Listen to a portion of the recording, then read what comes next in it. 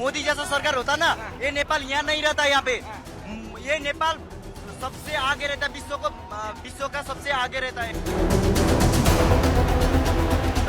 India आए ना तो उनको ना गोली ठोके मार दो, ये हमारा वादा है, आपको कुछ नहीं हो रहा है। हाँ, इंडिया में हर कंट्री में ना केपी ओली जैसे हर नेता को बैन करना चाहिए, वो किधर ही नहीं जाए।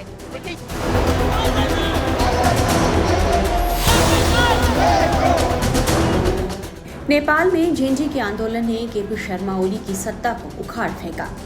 बर्बाद और तबाह हो चुके नेपाल में हर तरफ हिंसा के निशान हैं। लेकिन नेपाल अब नई राह पर निकलने को तैयार भी दिख रहा है और देश में अंतरिम सरकार बनाने की तैयारी चल रही है। नई पीढ़ी नई सोच वाले को देश की सत्ता सौंपना चाहती है। नेपाल की 30% आबादी झेंझी है और हर कोई नई सरकार के गठन को लेकर अपनी बात रखना चाहता है। नेपाल में फैले भ्रष्टाचार और नेताओं की अक्षमताओं को लेकर आंदोलन करने वाले नेपाल के युवा भारत के प्रधानमंत्री नरेंद्र मोदी की नेतृत्व क्षमता से प्रभावित हैं। लिहाजा नेपाल के युवाओं का कहना है कि नेपाल को केपी शर्मा ओली जैसा प्रधानमंत्री नहीं, बल्कि भारत के प्रधानमंत्री नरेंद्र मोदी जैसा नेता चाहिए, जो नेपाल को आगे ले जाए और नई ऊंचाइयों पर पहुंचा सके। सुनिए नेपाल के युवाओं ने क्या कहा है। सुन लीजिए, मोदी जैसा सरकार होता ना, ये नेपाल यहाँ नहीं रहता। यहाँ पे ये नेपाल सबसे आगे रहता है, विश्व का सबसे आगे रहता है। भाई नाम बता दो अपना। मेरा नाम राजन भंडारी है। राजन भंडारी कह रहे हैं कि अगर मोदी जैसा यहाँ का भी प्राइम मिनिस्टर होता तो सब कुछ बेहतर होता। ओली करप्टेड थे और इन्होंने कहा, और उन्होंने देखिए कैसे जो है यूथ जोश में है, कैसे खुशियां मना रहे हैं। नेपाल के युवाओं में केपी शर्मा ओली और अन्य नेताओं के खिलाफ कितना गुस्सा भरा हुआ है, ये आप सुन लीजिए। प्रोटेस्ट का मोटिव यही है कि ओली को रिजाइन करें।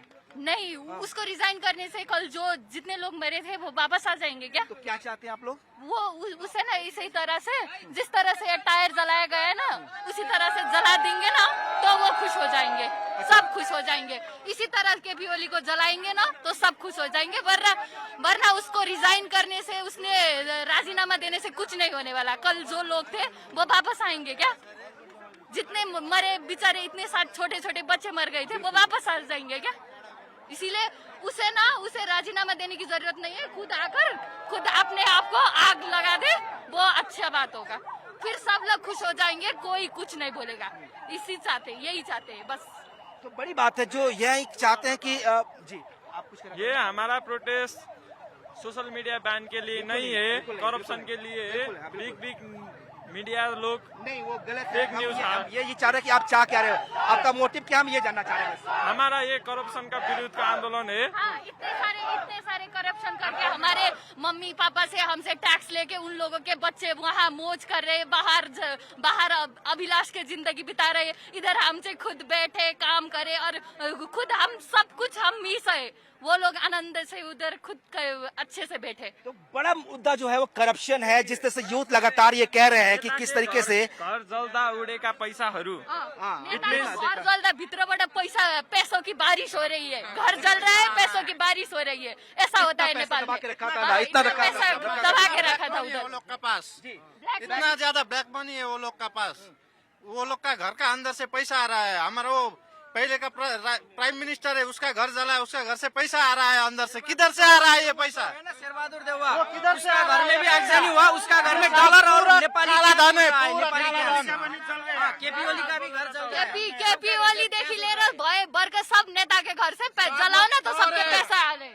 सब चोर, सब भ्रष्ट नेता है। चाहूंगा अगर केपी ओली कोई भी नेता इंडिया चले आए ना तो उनको ना गोली ठोके मार दो, ये हमारा वादा है, आपसे कुछ नहीं होना है। हाँ, इंडिया में हर कंट्री में ना केपी ओली जैसे हर नेता को बैन करना चाहिए, वो किधर ही नहीं जाए। देखिए ये यूथ की आवाज है, ये यूथ की आवाज है। और कैसी आवाज है? ये कह रहे हैं करप्शन के खिलाफ है।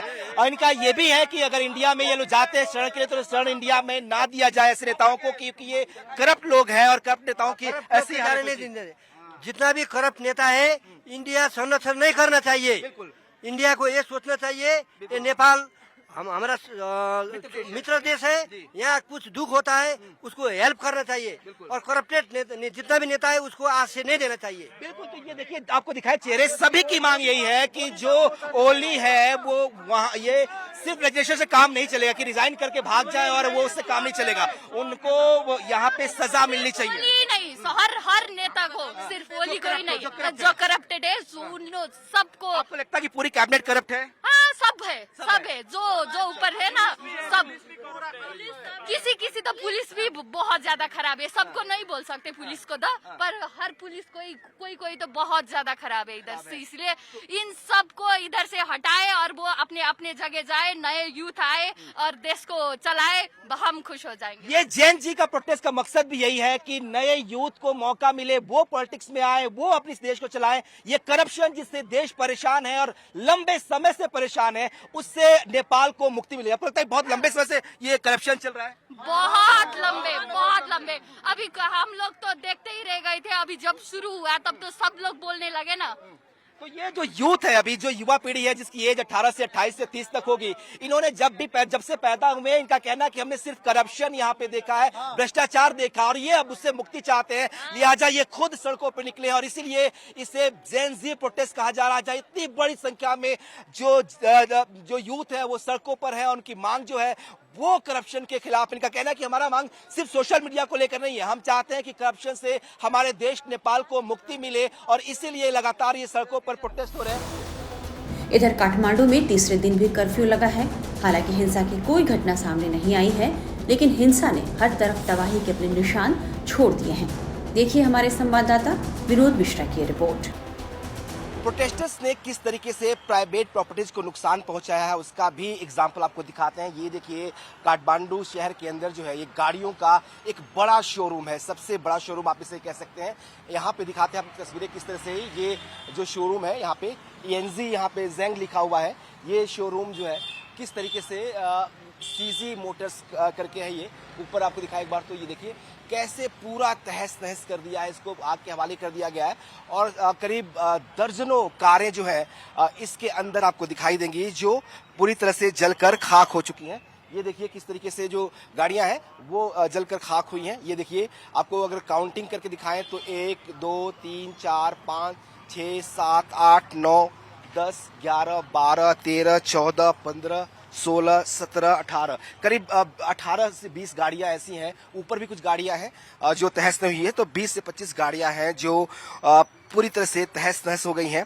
आपको दिखाएं किस तरीके से ये पूरा जो कांच का शोरूम था, शोरूम के आगे जो पूरा ग्लासेस लगा था, इसको कैसे तोड़ा गया है और ये प्राइवेट प्रॉपर्टीज को भी किस तरीके से नुकसान पहुंचाया गया है, इसका एक एग्जाम्पल आपको यहाँ पे इस शोरूम में दिखाई देगा। जिस तरीके से जो गवर्नमेंट प्रॉपर्टीज थी, संसद भवन, राष्ट्रपति भवन, पार्लियामेंट, जो सुप्रीम कोर्ट है, उसकी बिल्डिंग को तोड़ा ही गया, लेकिन जो प्राइवेट प्रॉपर्टीज थी, जो मॉल्स थे, जो होटल्स थे, जो बैंक्स थे और जो शोरूम थे, उनको भी तोड़ा गया है। देखिए पूरी तरह से गाड़ियों को तहस नहस कर दिया गया है। यहाँ पे सब कुछ बर्बाद करने की कोशिश की गई है। यहाँ पे ये बड़ा सा 3 स्टोरी बिल्डिंग है ये, और ये पूरी बिल्डिंग खाक हो चुकी है।